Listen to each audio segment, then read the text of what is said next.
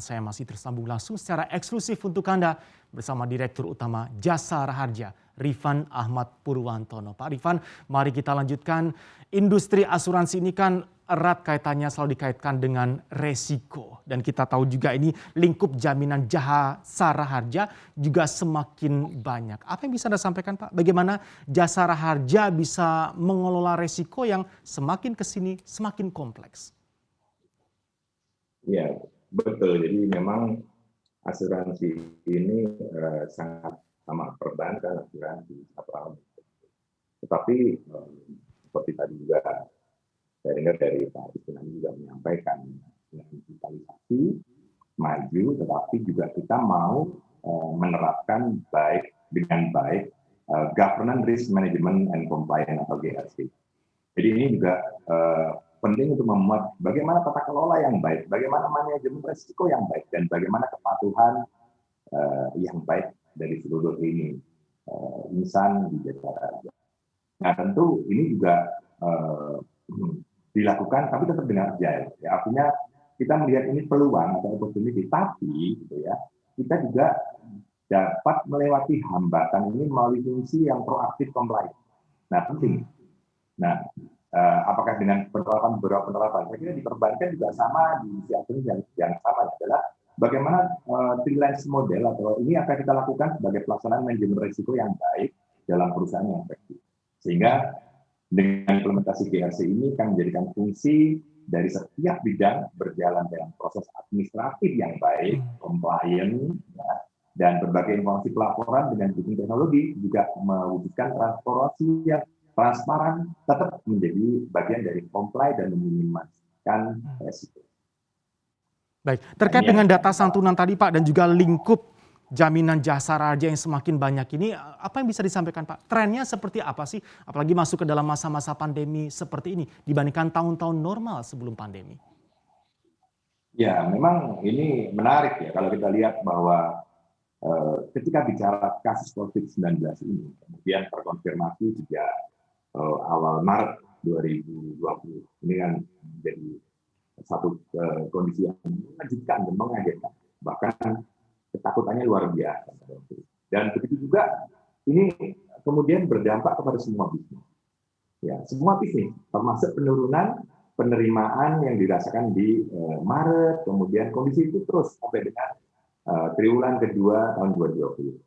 Nah, kemudian apa yang dilakukan adalah kita harus dengan cepat melakukan strategi bisnis yang fresh dengan manajemen risiko yang baik. Yang tadi ada digitalisasi, dan akhirnya dampak penerimaan ini kemudian menjadi kembali positif. Kalau lihat trennya adalah kembali positif setelah triwulan kedua. Nah, bahkan sampai dengan akhir tahun pendapatan mengalami penurunan yang 13%. Saya kira ini masih wajar. Di industri beberapa udah 50, 50 bahkan ada 60%. Nah, pandemi COVID-19 ini membatasi mobilitas, sehingga mau nggak mau bersyukur ya penurunan baik dari angka kecelakaan maupun angka korban ini turun. Karena mobilitas berdasarkan kita kan jadi berkurang, apalagi sekarang ada PPKM kembali.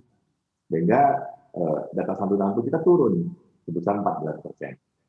Nah, kalau dikomparasikan ya penurunan pendapatan 13, tapi santunannya juga turun 14, masih oke lah gitu. Dan kemudian korban pun turun gitu, sekitar 3,65%. Ya kita tahu kalau di tahun 2019 dan sebelumnya kan pasti aktivitas luar biasa, jadi karena aktivitas kendaraan. Dan ini alhamdulillah ini menjadi menurun kesadaran, berhati-hati dan sebagainya.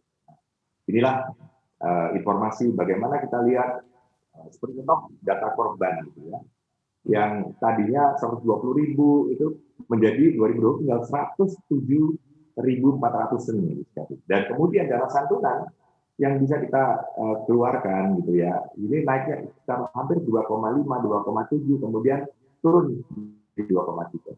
Artinya 2,3 triliun ya. Artinya dengan kondisi seperti ini, maka kita melihat rata-ratanya aktivitas itu turun 14,5% dari data santunan yang kita berikan kepada masyarakat. Baik, sebagai penutup Pak Rifan, corporate culture Ini kita tahu tahun selalu berubah, adaptasi, penyesuaian-penyesuaian, dan terobosan selalu diperlukan. Perubahan signifikan apa yang akan dibawa dan dilakukan oleh Jasara Harja terkait dengan corporate culture-nya?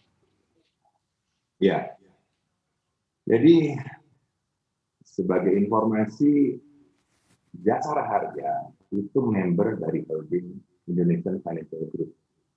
Kemudian di bawah Kementerian BUMN. Kita mempunyai core value ini akhlak yang digunakan di seluruh perusahaan dalam BUMN sebagai budaya kerja dan budaya dasar. Yang pertama, tentu message-nya adalah menjadi insan dari BUMN adalah menjadi insan yang berakhlak. Ya. Artinya amanah.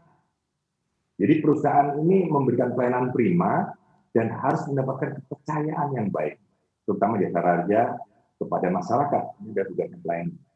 Kemudian kompeten, kita selalu meningkatkan kapasitas. Seperti contoh, ya, ketika semua harus berpikir digital mindset, maka meningkatlah cara-cara berpikir secara digital. Dan ini kapabilitas, profesionalisme juga semua ditingkatkan. Apalagi dalam era disrupsi seperti ini. Kemudian harmonis. Ini yang berasal sekali bahwa bagaimana kita membangun lingkungan kerja yang harmonis, tetapi memberikan kontribusi yang baik. Peningkatan human capital yang baik, yang unggul, dan yang kreatif. Ini juga membentuk membangun lingkungan kerja yang harmonis. Kemudian yang berikutnya adalah loyal. Loyal ini adalah, tentu kita tahu bahwa loyal adalah loyal kepada perusahaan, tetapi memberikan kontribusi baik masyarakat, baik bangsa dan industri, dan menjunjung tetap dengan compliance.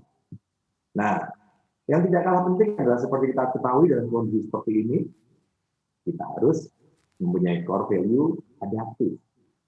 Ya. Artinya harus cepat berubah, berinovasi, bertransformasi, sehingga kita menjadi bagian yang tangkas. Dan terakhir adalah kolaboratif. Jadi seperti dalam era digital ini, tidak ada yang namanya menggunakan aplikasi tersendiri. Harus kolaboratif dengan berbagai pihak, melakukan kerjasama yang baik, dan meningkatkan pelayanan. Semua adalah ditujukan memberikan pelayanan yang baik kepada masyarakat. Baik. Nah, dan sinergi kolaboratif ini nggak cuma di dalam Jasara Harja, tapi di dalam Indonesian Financial Group sebagai holding kami, dan termasuk di dalam seluruh kementerian.